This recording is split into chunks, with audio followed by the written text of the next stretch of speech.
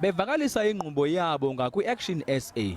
Lamalungu ombutho athi ngethuba bekuchwachola kunyulo lorhulumente basemakhaya ngoNovemba wonyaka ophelileyo, inkokheli ye-action-SA uHerman Mashaba wabaxelela okokuba baza kufumana ingqwalasela phambili njengoceba baza kumela lo mbutho kuquka neSoweto. Kodwa bathi ngoku izinto zitshintshile ekugalelekeni kwabo. Inkokheli yombutho eRhawutini uJohn Moody ndawonye noFunzi Ngobeni bakhatyelwe kude ngaba baqhankqalazi. Some of us, we are disabled, standing here in front of you. Can you please stand back and give us the right people that we want to speak to? Lo mbutho uthi nje zizinto zokuba umbutho ukhula ezi. We are busy with council meeting, very important council meeting. These colleagues are not our members, being expelled. So there's nothing. I mean, we just gave them a courtesy to come and fetch the memorandum.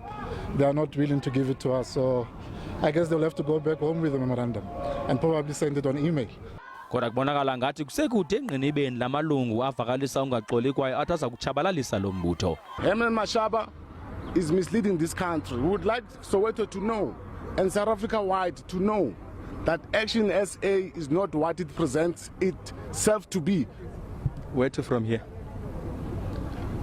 If Mashaba does not correct this, we will collapse action-SA. Action-SA must collapse. Kulandela ukulinda okude ngaphandle kwebhunga lesixeko saseRhawutini, Lamalungu abethe aqhankqalaze athe achitheke esethi azakubuya ngokukhawuleza nje. Ndingu Abongile Dumako kwiindaba zeSABC eRhawutini.